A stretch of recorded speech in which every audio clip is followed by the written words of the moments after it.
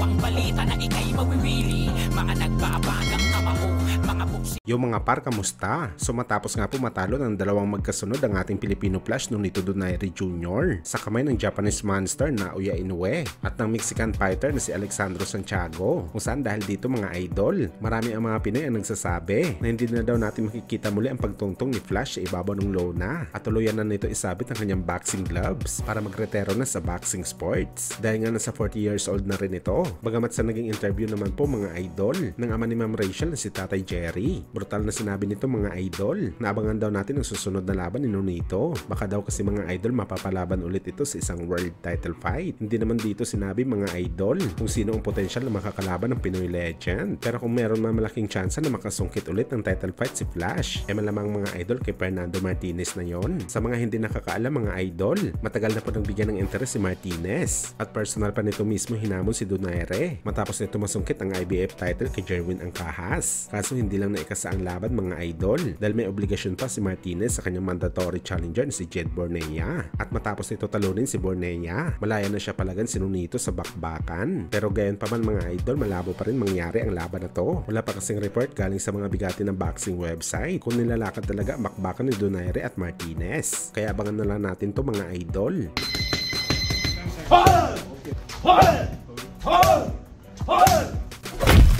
Sa kabilang banda naman mga idol, matapos nga po kumalat ang balita sa internet na ang papalapit na bakbakan ng angas ng Pinas General Casimero kalaban si Yukinori Ogonin na gaganapin sa Japan ay magiging undercard lang sa boxing event ng Treasure Boxing Promotion. Bali si Kurihara at Saludar ang main card ng event ayon sa Box Live, kung saan dahil dito mga idol marami tuloy ang bumatikos kay Casimero ng mga boxing fans. May mga nagsasabi mga idol na ang angas daw ni Casimero pero undercard naman ang laban. Well, kung tayong tatanungin mga idol, hindi naman big deal kung undercard ang laban ng Cuadro Alas o di kaya main event. Ang importante makikita natin si Casimero na lalaban sa October. Mapa-undercard man o hindi ang laban ni Alas mga idol, parehong first money pa rin ang kanyang tatanggapin dahil nakakontrata nga ito ng 3-fight deal sa Treasure Boxing Promotion. Samantala may naging sagot naman po ang kampo ni Alas patungkol sa issue na to mga idol, kung saan fake news daw ang kumakalat na balita na undercard ito dahil sa poster pa lang ng promoter si Cuadro Alas talaga ang main card ng boxing event.